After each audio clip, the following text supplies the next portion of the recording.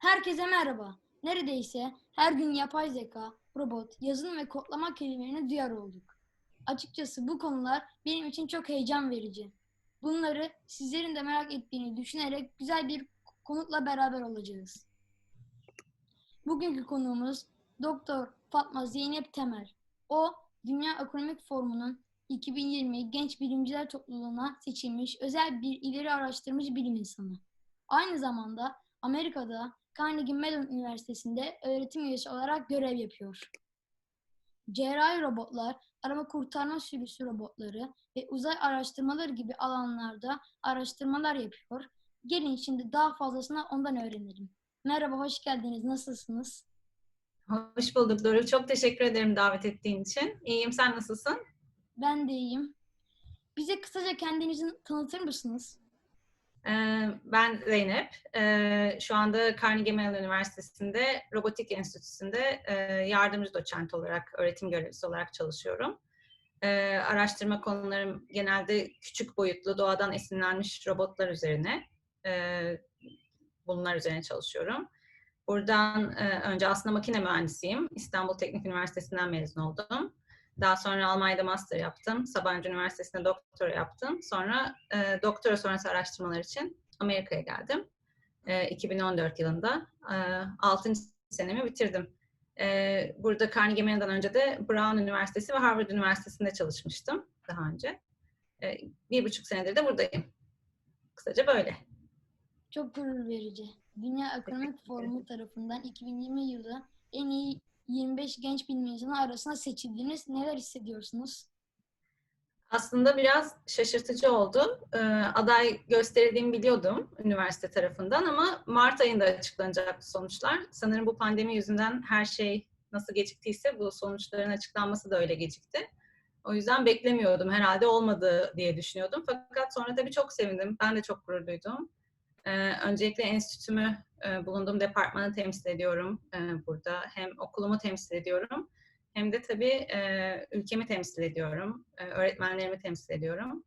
Bir yerde bütün bu hani benim geçtiğim yollar, bütün her şey beni buraya taşıdı ama tabii çok çok büyük bir mutluluk.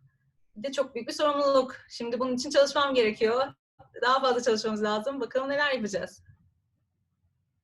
Mühendis denildiğinde ne anlamamız gerekir? Mühendis ne iş yapar? Sizce iyi bir mühendisin özellikleri nelerdir?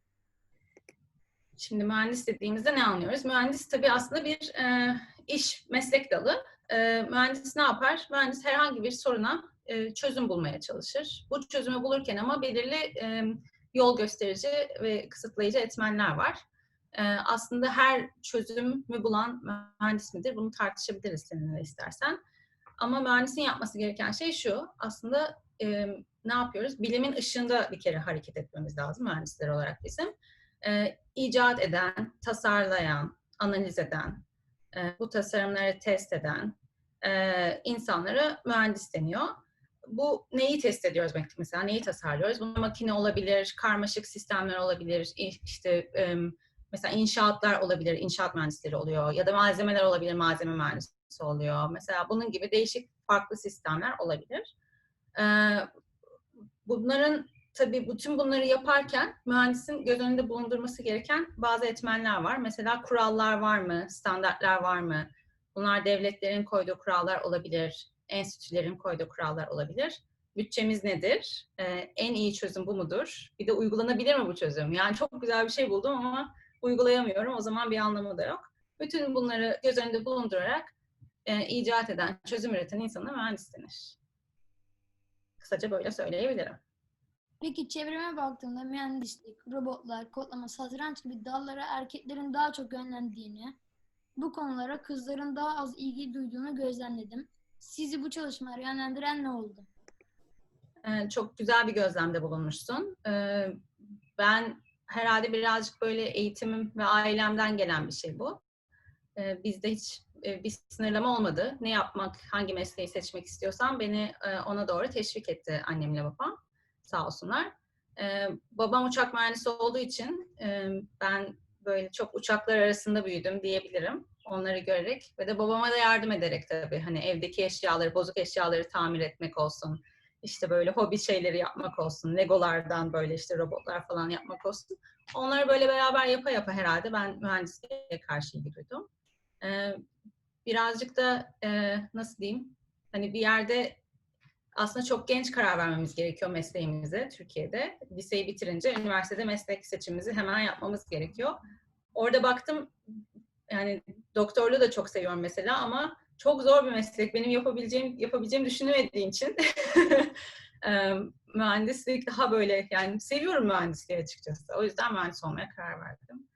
Doğru söylüyorsun. Çok fazla maalesef etrafında çok fazla erkek var. Çok erkek dominant bir alan.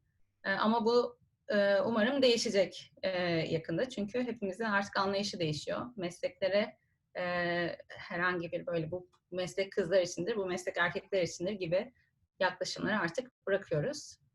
O yüzden umarım bu yakın gelecekte değişecek. Peki günümüzde yapay zeka, robot ve kodlama kavramları ile sıkça karşılaşıyoruz. Bu kavramları kısaca tanımlayarak birbiriyle olan ilişkisini açıklar mısınız? Çalışayım. Şimdi önce robottan başlayalım. Şimdi robot aslında bir makina, öyle söyleyebiliriz. Ama bu makinenin bir özelliği var. Şimdi her makineye robot demiyoruz tabii. Mesela mutfak robotu diyoruz, değil mi? Mutfakta kullandığımız eşyalar, ama o bir robot değil aslında. Şimdi robotun böyle bir makine, bir robot düşündüğümüz zaman ilk başta mekanizması olması gerekiyor. Çünkü hareket kabiliyeti olması gerekiyor. Hareket kabiliyetinden sonra bu hareketi, tabii mekanizmayı hareket ettirebilecek motorların olması lazım. Bu motorlara güç sağlayacak bir enerji kaynağının olması lazım. Bu pil olabilir, elektrik olabilir, farklı güç kaynakları olabilir. Şimdi bütün bunları yaptıktan sonra robotu robot yapan, yani normal bir makineden çıkarıp, çünkü buraya kadar mutfak robotu da bunları yapıyor. Buradan çıkarıp robotu robot yapan iki tane ana iki tane ana öğe var. Birincisi sensörler. Bu sensörler bu makineleri algılama kabiliyeti kazandırıyor. İkincisi de zeka, programlama diyoruz, kodlama diyoruz.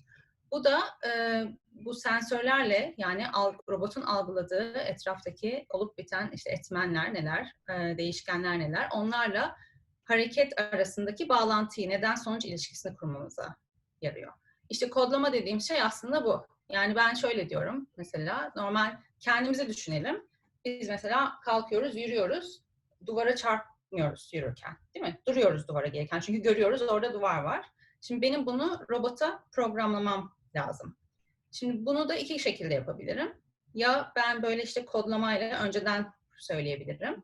Diyebilirim ki sen duvara yaklaşıyorsun, işte 1 metre kaldı devam et, 50 santim kaldı devam et, 10 santim kaldı dur, yönünü değiştir gibi böyle robota komutlar verebilirim. İşte bütün komutların toplamına kodlama diyoruz.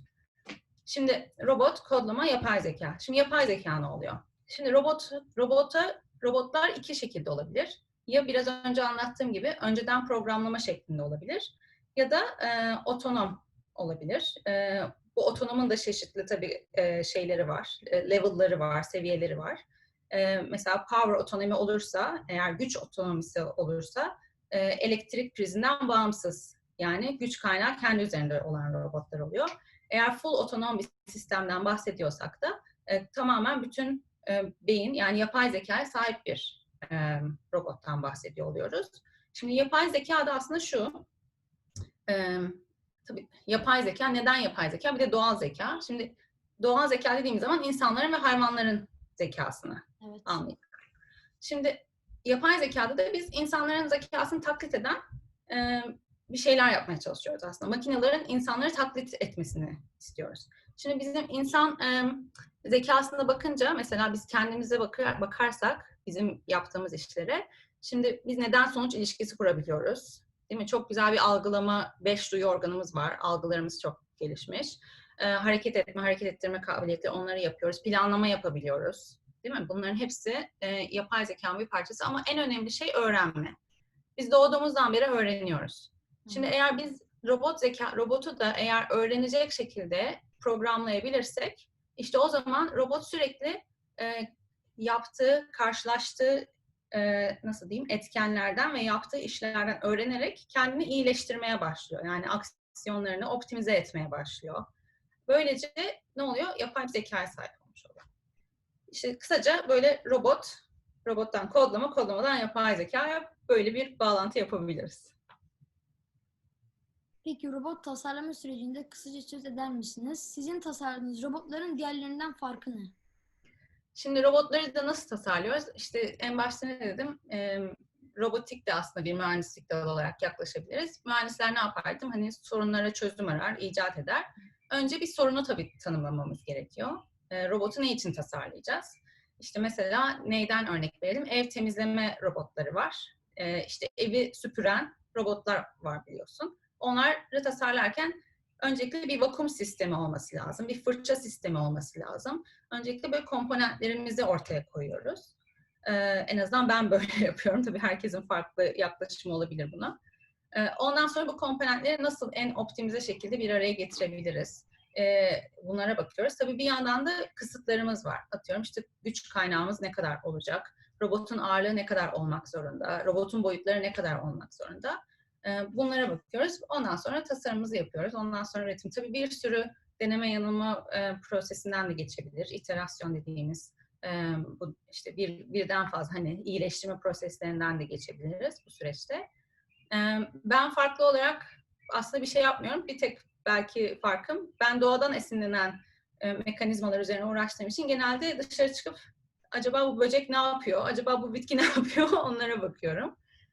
Çünkü yapmak istediğim çoğu şey aslında mesela yüzen mikro robotlar gibi. Zaten doğada olan, örnekleri olan mekanizmalar. Bunları en uygun şekilde nasıl yapabilirimin sorusu çoğu zaman doğada bulunuyor. Ya da en azından en optimize sonuç olmasa da bir çözüm örneği doğada var. Dolayısıyla onlara ben önce bakıyorum, oradaki çözümlere. Daha sonra onları anlayarak bu ya kendi robot geliştirme yaklaşımımı oluşturmaya çalışıyorum. Peki bakterileri örnek alarak mikro robotlar tasarlıyorsunuz. Koronavirüsü örnek alarak bir robot tasarlayacak olsanız nasıl bir robot tasarlardınız? Çok güzel soru Doruk. Bilmiyorum. Sanırım şöyle diyeceğim.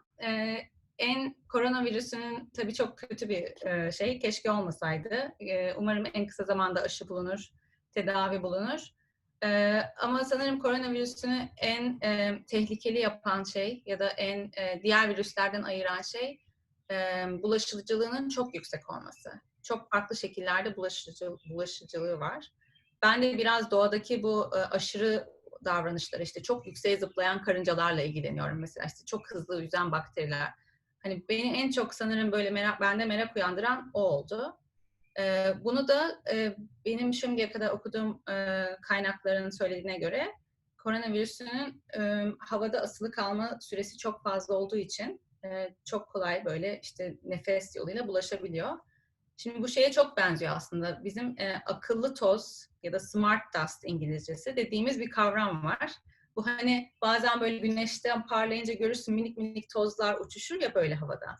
Acaba onları robot yapabilir miyiz diye bir düşünce var. Şimdi o bana biraz onu hatırlattı açıkçası. Acaba böyle hani robotlar yapabilir miyiz ama bunları ne için kullanırız? Genelde bunlar işte sensör odaklı oluyor. Hani bir hareket kabiliyeti olmasa da üzerinde sensörler var ve işte data toplamak için kullanılıyor. Belki bunun üzerine çalışmalar yapardım. Çünkü sensör çok önemli robotik biliminde. Bu konuda ilginç olabilir. Sizce robotlar çalışma hayatında insanların yerine geçebilecek mi? Bilim kurgu filmlerinde olduğu gibi robotlar dünyayı ele geçirebilir mi? Robot teknolojisinin gelebileceği son nokta sizce ne olacaktır? Çok güzel sorular gerçekten. Şimdi robotlar insanların yerine geçebilecek mi? Hem evet hem hayır. Bu birazcık yaptığımız işe bağlı. Birazcık robotları nasıl programladığımıza, nasıl tasarladığımıza bağlı. Şimdi bir de şöyle bir şey var. Tabii çoğu zaman insanların yerine geçse bile bir yandan insanlar içinde farklı farklı işler ortaya çıkıyor. Yani biz atıyorum işte otonom arabaları yapmaya çalışıyoruz. Onlar üzerinde çalışıyoruz mesela. Böylece sürücü olmayacak arabalarda. Ondan sonra sonuçta o sürücüyü yer değiştirmiş olacağız.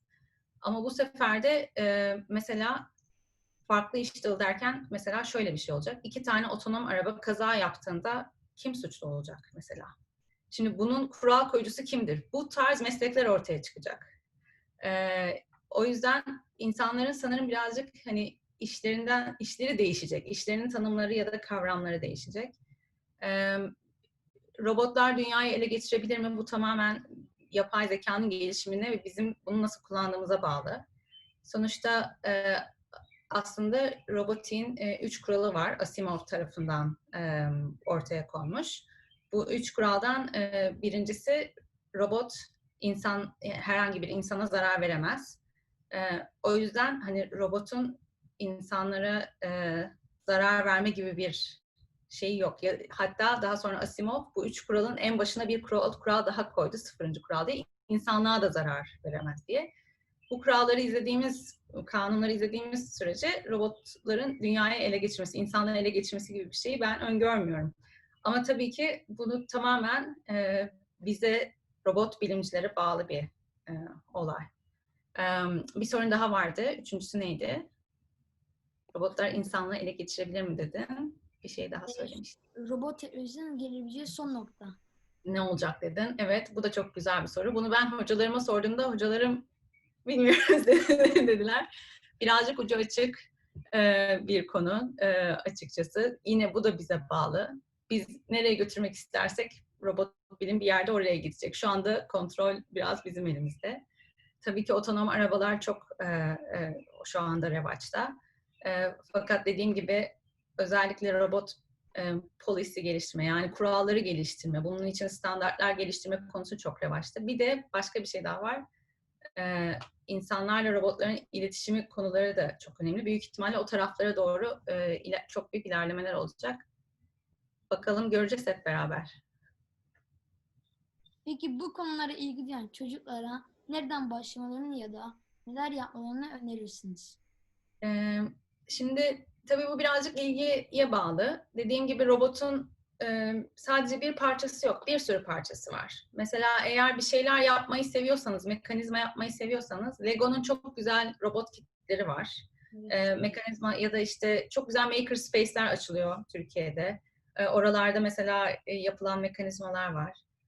Çok güzel hobby shop'lar var. Oralardan mesela alınıp mekanizmalar üzerine çalışmalar yapılabilir, tasarım yapılabilir. Ya da elektronik üzerine uğraşmak istiyorsanız yine aynı şekilde, kodlama üzerine uğraşmak istiyorsanız yine aynı şekilde bu tarz kaynaklara bakabilirsiniz. Bunun dışında çokça kitap okumalarını öneriyorum tabii ki. Bu çok önemli. Bir de hiçbir zaman soru sormaktan çekinmemelerini öneriyorum. Bir şey merak ediyorlarsa herkes benimle de iletişime geçebilir. Benim gibi bir sürü arkadaşım var robot üzerine çalışan. Eminim onlar da sizlere yardımcı olacaktır. Çoğu üniversitenin yaz okulları var.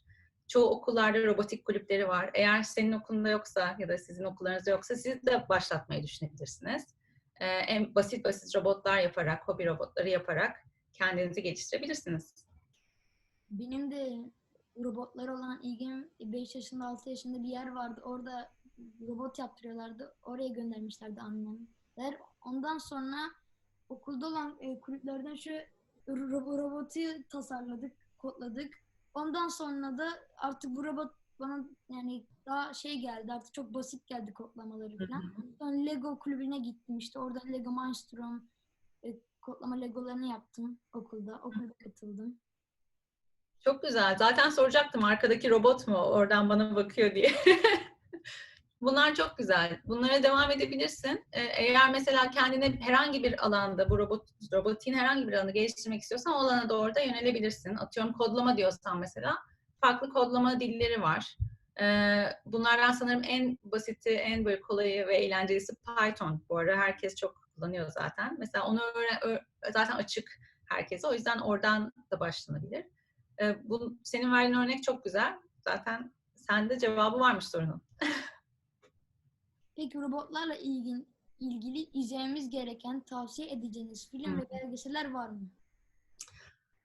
Şimdi ilk aklıma gelenler benim çok sevdiğim bir arkadaşım, meslektaşım Alperen Değirmenci, Doktor Alperen Değirmenci ile beraber birkaç tane söyleşi yaptık. Onun kendi yaptığı söyleşiler de var.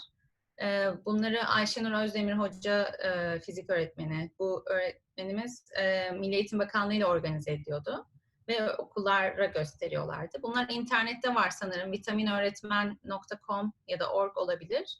Oradan bu seminerleri izleyebilirsiniz. Burada çok güzel anlatıyor Alperen Hoca robotları, yapay zekayı özellikle. Kendisi de şu anda zaten otonom arabalar üzerine çalışıyor. İlk aklıma gelen o. Çok film var. En basiti Wall-E. Ben çok seviyorum Wall-E'yi. Eğer izlemediysen sana da çok öneririm. Farklı robotları gösteren mesela Big Hero 6 filmi vardı. Böyle kocaman bir şişme robot vardı. Onu istiyorsan sana sonra yazarım. Sen de yorumlara yazabilirsin. Bu aslında şişme robot yumuşak bir robottan esinlenerek yapılmış ama o filmde sürü robotlar üzerine de birkaç tane böyle onlara da değiniyorlar. Onu da çok beğenmiştim. Genelde bu Asimov'un kitaplarından uyarlanan işte I, Robot, Ben Robot gibi filmler var. Oscar'a aday olan Her vardı. Böyle bir işte robot-insan ilişkisini yine anlatan öyle bir değişik bir film var. Bir de bu robotik filmlerin sanırım yapay zekanın en böyle baş filmi olarak görünen Blade Runner diye bir ünlü bir film var. Hatta sanırım 2017'de yenisini çektiler onun. İşte çok sene sonra. Mesela böyle filmler var. Eskiden çekilmiş, 1970'lerde çekilmiş bir sürü aslında böyle Fantastic Voyage gibi böyle büyük robotların ya da büyük diyeyim, nasıl diyeyim, bir mekiğin, bir denizaltının küçültülüp insanın böyle damarlarına sokulup işte orada işlem yapmasını falan anlatan bir robot bir film var mesela. O filmin yenisi çekilecekti ama çekilemiyor şu anda pandemiden dolayı. Böyle filmler var. Bunları istiyorsan sana yazarım sonra tekrar. Daha aklıma gelirse sen de paylaşabilirsin. Evet. İlk aklıma gelenler bunlar. En büyük hayaliniz nedir? Çok zor soru. Çok hayalim var. Hangisinden başlayalım? En büyük hayalim nedir? Ee, En büyük hayalim sanırım hepimizin herhangi bir ön yargı olmadan istediğimiz gibi yaşaması, istediğimiz işlerle uğraşması, herkesin birbirine ön yargısız bir şekilde empatiyle yaklaşması. Ama eğer kariyer olarak soruyorsan en büyük hayalim nedir diye, bu ara biraz etrafımda olan bir taneden de ilgili olarak sanırım, alakalı olarak uzaya bir robot göndermek istiyorum. Nasıl bir robot olacağını da kafamda böyle sanki böyle tasarladığım gibi ama tam da emin değilim. Belki sizler bana yardım edersiniz. Etrafında bizim enstitüde şu anda Ay'a araç göndermek üzerine çalışan bir hocamız var. Eğer onu ikna edersem belki onun aracının içine küçük bir robot sıkıştırabilirsem belki Ay'da hareket eden bir robot olabilir. Ama daha böyle başlangıç aşamasındaki şeylerden bahsedersem öncelikle benim ekibimde çalışan, benimle beraber çalışan öğrencilerimin iyi bir eğitim almalarını hayal ediyorum. Onu istiyorum. Hedefim o en azından. Umarım böyle farklı programlar geliştirerek özellikle Türkiye'de de değişik yaz okulu gibi programlar açmak istiyorum. Bakalım çalışmalar sürüyor. Umarım ileride bir şeyler olur. Umarım haberleşiriz seninle de. Dilerim hayaliniz gerçek olur. Umarım. Sizinle sohbet çok güzeldi. Beni kırmayarak davetimi kabul ettiğiniz için çok teşekkür ederim. Ben de sana çok teşekkür ederim Doruk. Çok sağ ol. Ben de seninle sohbet etmekten çok keyif aldım. Değerli izleyenler, farklı konularla tekrar karşınızda olacağım. Lütfen takipte kalın. Merak ettiğiniz konular varsa yorumlarda yazabilirsiniz. Onunla ilgili söyleşiler de yapabilirim. Sağlıkla, sevgiyle ve bilimle kalın. Unutmayın, hayal edebildiğiniz her şey gerçektir.